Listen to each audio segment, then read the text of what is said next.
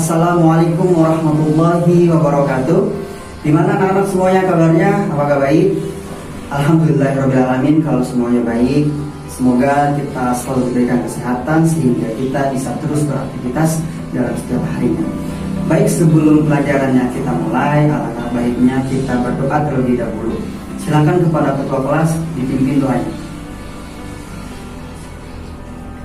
Dan kemudian Bapak akan mengabsen terlebih dahulu ya.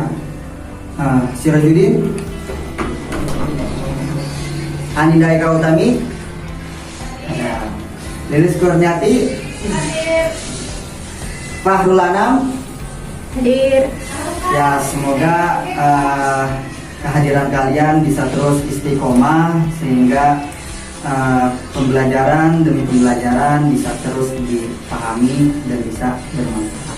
Amin. Pada kesempatan kali ini kita akan belajar tentang proses penyelenggaraan jenazah, yang dimana di dalam proses penyelenggaraan jenazah itu ada 4 tahap. Ya, tahap yang pertama adalah memandikan, tahap yang kedua mengkafani, tahap yang ketiga adalah menyolatkan, dan tahap yang keempat adalah menguburkan.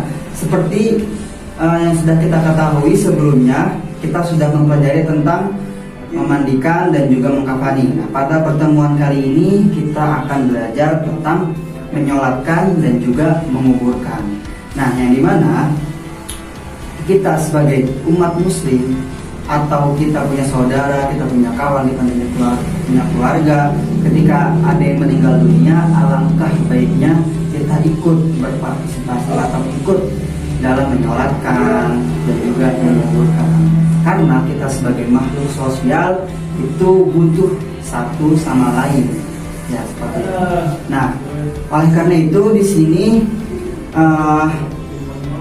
pada pembelajaran kali ini semoga kalian semua dapat memahami tentang bagaimana cara menyolatkan dan bagaimana cara menguburkan jenazah.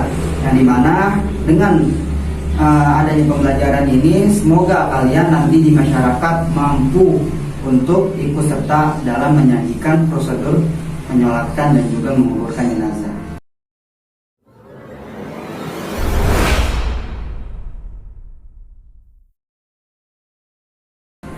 Nah, baiklah, langsung saja kita ke dalam materinya. Yang pertama yaitu materi tentang menyolatkan jenazah.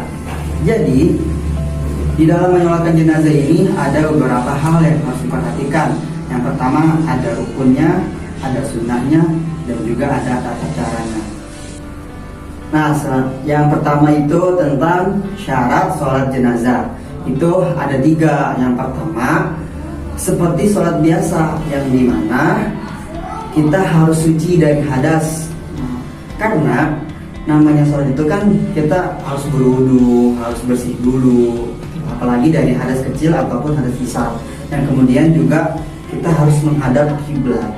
Nah, kemudian syarat yang kedua adalah kita harus memperhatikan jenazahnya. Apakah ini jenazah laki-laki atau jenazah perempuan?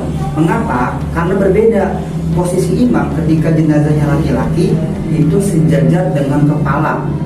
Kalau misalkan jenazahnya perempuan berbanding terbalik, berarti posisi imam itu sejajar dengan perutnya. Nah, kemudian syarat yang ketiga itu adalah jenazah itu harus menghadap kiblat orang yang menyolatkan.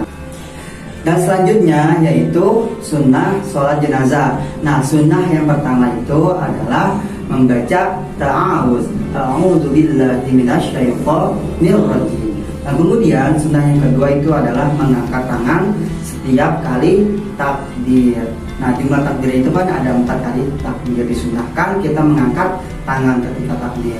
Dan kemudian sunnah yang selanjutnya itu adalah di mana posisi saf itu minimal ada 3 saf.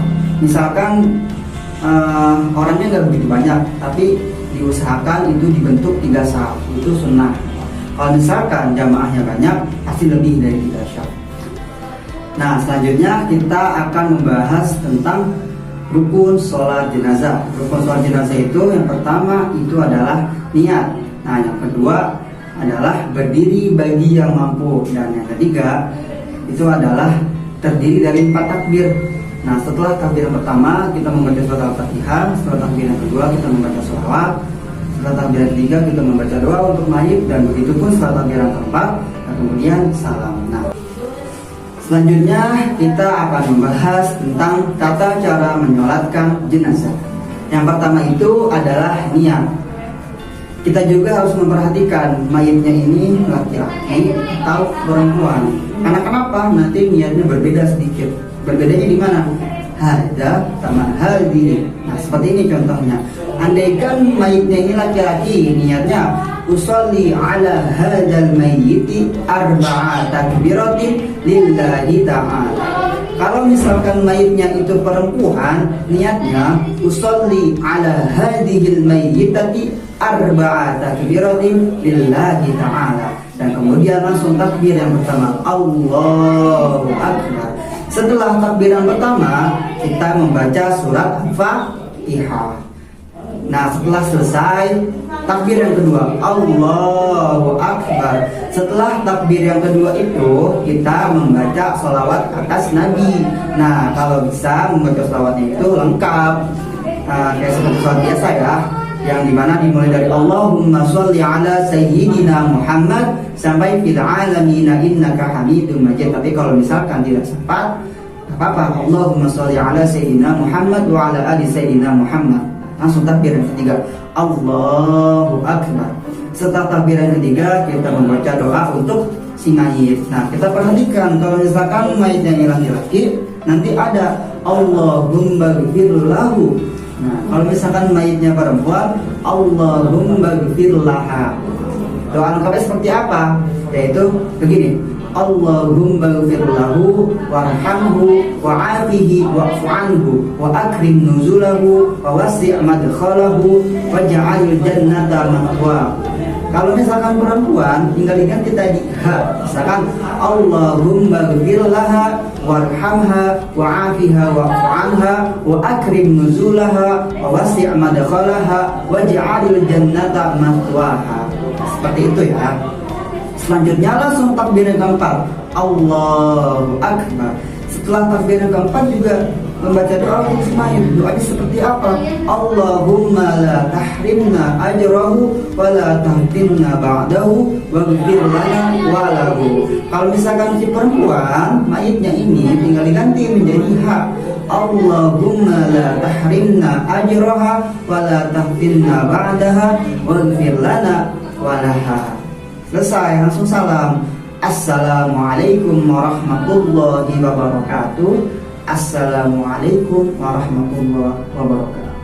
Dan kemudian membaca doa.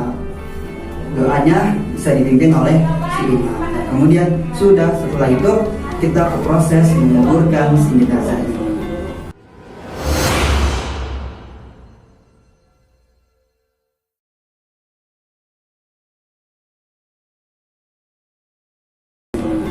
Nah, selanjutnya kita akan membahas tentang proses menguburkan jenazah. Nah, di sini ada sunnah-sunnah ketika kita ingin menguburkan jenazah. Yang pertama itu adalah setelah jenazah ini disolatkan, maka disunahkan untuk disegerakan penguburannya. Jadi setelah disolatkan jangan ditunda, langsung aja dibawa ke kuburan gitu. Karena jenazah ini juga pasti pengen cepat-cepat dikuburin gitu ya. Nah, kemudian selanjutnya itu tidak dibenarkan bagi pengiring jenazah untuk duduk sampai selesai peletakan jenazah ke dalam liang lahat. Nah, kemudian yang ketiga itu menggali kuburan dengan dalam, yang dimana kenapa? Karena agar terhindar dari jangkauan binatang buas dan juga agar tidak tercium bau. Nah, kemudian selanjutnya itu adalah di dalam lubang kuburan ini itu ada liang lahat. Kemudian selanjutnya disunahkan memasukkan mayat itu dari arah kaki kuburan, tapi yang didahulukan kepalanya dulu. Seperti itu ya. Nah, kemudian kita sekarang masuk ke dalam proses penguburan jenazah. Nah, yang pertama itu kita mengangkat mayat atau mayit ini untuk dikuburkan. Kemudian setelah dikuburkan, dimasukkan nih si mayit. Nah, caranya bagaimana? Yaitu kalau bisa mendahulukan pahala dari arah kaki. Gitu. Jadi gini nih, kita di oper. Nah, kalau memang nggak memungkinkan bisa dari arah kiblat seperti itu. Tapi dari arah kiblat kuburan ya. Dan kemudian itu ketika meletakkannya sambil membaca doa Bismillahi wa ala millati Rasulillah, sambil diletakkan ke dalam liang lahat. Nah, kemudian setelah itu si mayit ini diletakkan dengan posisi miring, yaitu miring menghadap kiblat. Dengan posisi miring itu di atas lambung kanan bagian bawah, tapi menghadap kiblat. Setelah diletakkan, kemudian pipi sama kaki si mayit ini ditempelkan ke tanah dengan cara membuka kain kafannya, dan juga tali temali yang mengikat kain kafannya juga dibuka.